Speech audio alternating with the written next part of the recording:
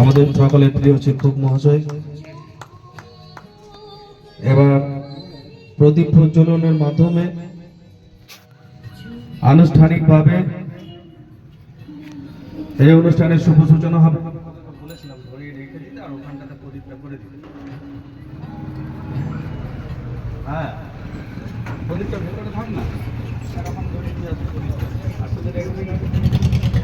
আশীর্বাদকে পাথেয় করে আজকে unique academy computer centre এবং আরো বিভিন্ন যে স্কিল ডেভেলপমেন্টের ট্রেনিং এর উদ্দেশ্যে এই একাডেমিটা আজকে খোলা হচ্ছে।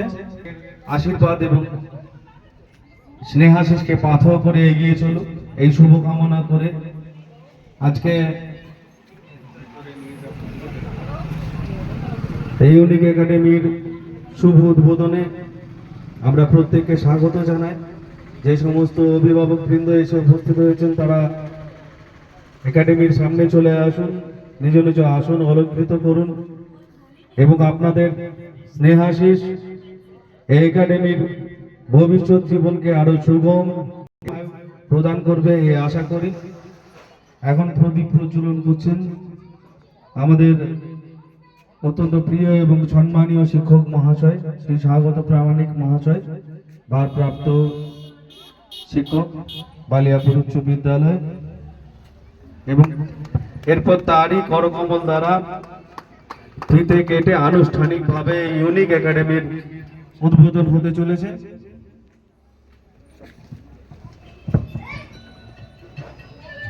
যাকে আমরা অনুরোধ করব আপনার করকমলে ফিতে কেটে শুভ উদ্বোধন করুন ইউনিক একাডেমির। হ্যাঁ, ভেতরে যা।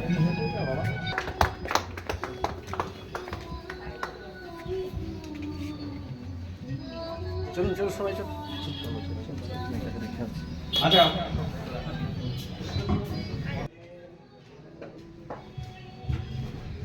সবাইকে ভিতরে আসার জন্য অনুরোধ করছি। নিজ নিজ আসন সব অলঙ্কৃত করুন।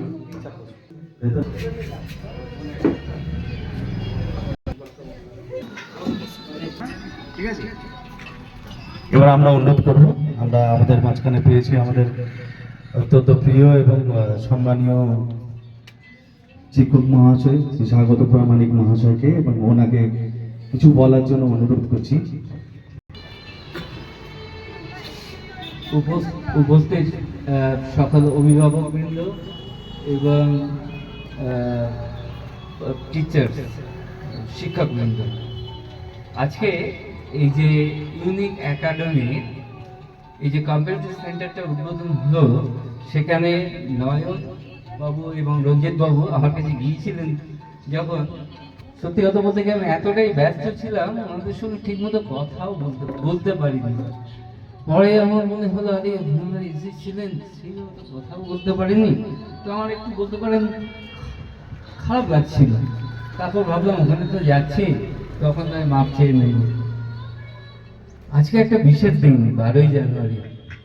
আজকের দিনটায় স্বামী বিবেকানন্দ, ওনাকে আমরা সকলেই শ্রদ্ধা করি, এবং এই যে স্বামী বিবেকানন্দের একটা ভাবনা ছিল যে মানুষ এমন শিক্ষায় শিক্ষিত হোক যাতে সে নিজের পায়ে দাঁড়াতে পারে। অর্থাৎ আমরা যদি ইংলিশে বলবো টেকনিক্যাল এডুকেশন, মানে কারিগরি শিক্ষা। আমরা শিক্ষা নিই, শিক্ষিত হই, কিন্তু তার যে ইমপ্লিমেন্টেশন, অ্যাপ্লিকেশন, সেইটা। আমি যখন ছোট ছিলাম, এখানে এই ছোট বাচ্চাগুলোদের দেখে মনে হচ্ছে বা যে উদ্দেশ্য নিয়ে এই যে ইউনিক একাডেমি তৈরি হয়েছে, সেই সময় বলতে পারেন যে লিটারেট পার্সন তাদেরই বলা হতো যারা সই করতে পারত বা একটু পড়তে পারত। যেগুলো এরা পারতো না তাদের বলা হতো ইনলিটারেট। এবং গভর্নমেন্টের একটা প্রচেষ্টা ছিল যে মানুষকে শিক্ষিত করতে হবে। সেই সময় আমি যখন কম্পিউটার শিখি, লিমিটেড কয়েকটা জায়গায় ছিল কম্পিউটার এডুকেশন দেওয়া হতো এবং অত্যন্ত ব্যয়বহুল ছিল। এবং এখনকার মতো এত সফটওয়্যার বেরোয়নি, এত সফিস্টিকেটেড ছিল না। অনেকের মনে দ্বিমত ছিল যে কম্পিউটার হয়তো বহু মানুষের চাকরি খেয়ে নেবে, এটা চলিত কথা। কিন্তু এই ধারণাটা ভুল ছিল। আমি বলছি না সেই সময় যারা বলতেন তারা ভুল বলতেন, এইভাবে ভুল বলা ঠিক নয়। দেখুন, আমরা যে ধাপে ধাপে সতীদাহ প্রথা বিলুপ্ত হচ্ছে, হিন্দু সমাজটা নষ্ট হয়ে যাবে, কিন্তু তাই কি? তাই তো নয়। কিন্তু তখন মানুষ ভেবেছিল এবং তখন বাধা দিয়েছিল এই কাজে। বাল্য বিবাহ, মহিলাদের শিক্ষা, সমস্ত ব্যাপারে। কিন্তু এখন মানুষ জেনেছে দরকার, একটা সমাজকে বড় হতে গেলে পুরুষ মহিলা সকলের ভীষণভাবে শিক্ষার দরকার আছে। না হলে একটা সমাজ, একটা জাতি কখনো উন্নতি লাভ করতে পারে না, বাড়তে পারে না, এগিয়ে যেতে পারে না। এখন আমার একটা কথা মনে হয় জানেন, আমি জানি না আপনারা একমত হবেন কিনা, যে যখন এই সমস্ত বাচ্চাগুলো আমাদের মতো জায়গায় আসবে না, তখন ঠিক এই জিনিসটাই আসবে যে যে কম্পিউটার জানে না সে হচ্ছে ইললিটারেট, যে কম্পিউটার জানে সেই কিন্তু লিটারেট। অথচ আমরা জানি যে কম্পিউটারের মেমোরি আইকিউ কিন্তু 0। কিন্তু কম্পিউটার এমন কাজ করতে পারে যে কাজগুলো আমাদের ম্যানুয়ালি করতে গেলে অনেক অনেক বেশি সময় লাগে। যেমন ধরুন, আমার হয়তো একটা বড় দোকান আছে, আমি ছোট্ট করে বলছি আর কি, সেখানে ধরুন হাজার রকমের মেটেরিয়াল আছে বিভিন্ন ব্র্যান্ডের, কিন্তু আমার পক্ষে সব সময় মনে রাখা সম্ভব নয় কোন মেটেরিয়ালটা কবে এসেছে, সেটা এক্সপায়ারি হয়ে যাবে কিনা।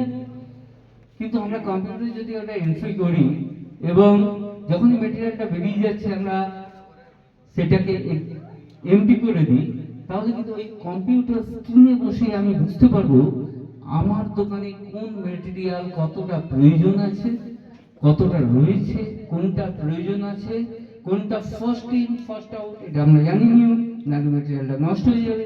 সুতরাং তাকে ফার্স্ট আউট করতে হবে। এই যে সমস্ত ব্যাপার,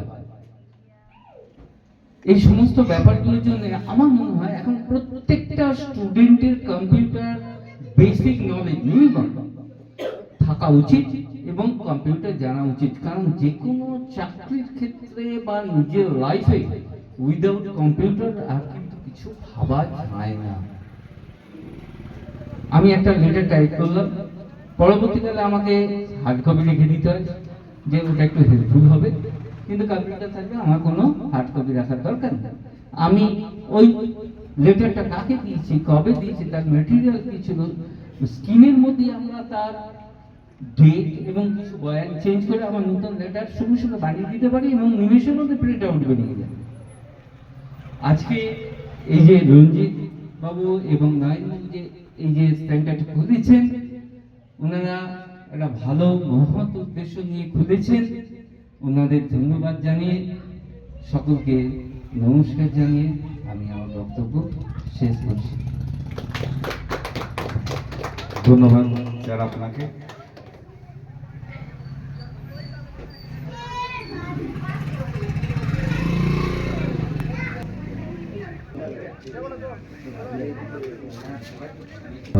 অসীম ধন্যবাদ করছি। কিছু বলছেন? নমস্কার। আজকে একটা বিশেষ দিন, আর এই বিশেষ দিনটিতে আমরা যে কাজের জন্য সবাই জড়ো হয়েছি, সত্যি সেটা খুব ভালো কাজ। মাস্টারমশাই কিছুক্ষণ আগেই উনি যেটা বললেন যে টেকনিক্যাল মানে কারিগরি শিক্ষাটা খুব দরকার, এবং সেইটার জন্য এগিয়ে এসছে আমাদের রঞ্জিত আর নয়ন। এদের যে উদ্যোগ আগামী দিনে